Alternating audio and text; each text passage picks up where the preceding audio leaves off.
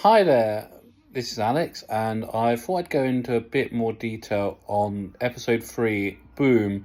Did a short video on it on Saturday, just after the episode had been going, and now thought I'd do a bit more detailed about the Shooties, 15th Doctor, and Millie's characters that grits are brilliant. We start this episode where the Doctor runs into a landfill, doesn't know why, but before that we get to see that this is a war planet, but is fighting a mysterious sort of army character that we don't know anything about, and even if you're blind, you're seen as a casualty and basically got rid of. So that's the starting point, with the dad and the daughter, who is called Splice, and around it we see Monday, who's another sort of church person who is trying to help them both out, which is great.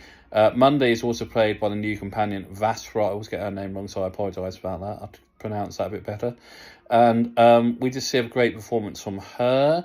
We then go back to finding out that the Doctor stepped on a landmine, and that's the whole rest of the episode. So it's amazing that Shooty managed to stay on one leg for so long. I hope he had lots of breaks. And there's this great thing to work out when they find, Ruby finds the dead canister, which is basically a casket of the dad who's been turned into a casket. And they use that to keep the balance on the landmine and try not to put the Doctor's heart, which is a great bit with singing. And then they get that done. And then these weird sort of ambulance creatures turn up and they connect to the Doctor. And we have all of that. It's a very clever episode because basically the whole episode for 45 minutes is the Doctor standing on a landmine. But there's a lot more going on than just that. There's stuff about corporations. There's stuff about capitalism. There's a lot of underlying stuff going on. There's stuff about religion, which I think Stephen Moffat does have a bit of a thing about, which is always a good thing. We start seeing the mysterious snowflakes again, and then suddenly Ruby is attacked by one of the ambulances, and they basically stop her heart and the snow stops falling. The Doctor basically isn't happy from that bit and starts talking to Splice and Monday and seeing that they're religious people are also in an army. We then go from that. I'm trying to remember because the episode was a while ago now. And, we eventually get to the fact that the Doctor manages to overwrite this artificial intelligence. Another thing about the episode, it's all a lot of things to do with artificial intelligence. We see these ambulances who are trying to control everybody. And the Doctor manages to get the dad into the system, basically. And the dad connects with Splice and manages to control the whole system and get Ruby back to life, basically. And also by the end of the episode, the artificial intelligence manages to stop the landmine, which the Doctor can now get off. But it's brilliant bits between Shooty and the guy playing the dad, from one dad to another. What does that mean? Well, we always knew that he was a dad because he was a grandfather and he had Susan, basically. And so that is the main part of the episode. Some great acting, some fantastic shots and lines.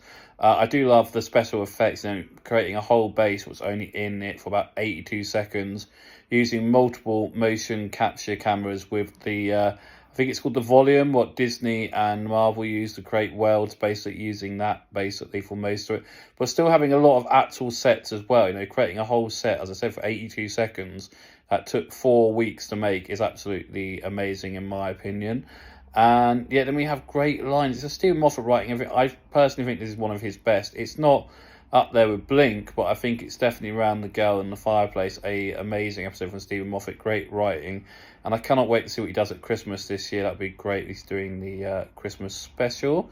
So a very interesting episode. And still, what is this mystery with the Susan Twist character? She's in it again. You just sort of see her, I think, at the beginning again. And I really like the romantic thing between Monday and the other person, as it Castaldo, who knew each other, loved each other, what couldn't show it. And then there's that horrific bit where the ambulances kill Castaldo, is it? I think that's how you pronounce his name. And she's having to deal with the whole life. I think she's going to be okay because she has Monday. Monday has Splice as her child now because of the dad dying, and that family's still there. And there's a very interesting line. I like it how Splice says to the Doctor, well, my dad's not dead because he's still here. And it has to do with faith and religion, I think, from my own experiences with that.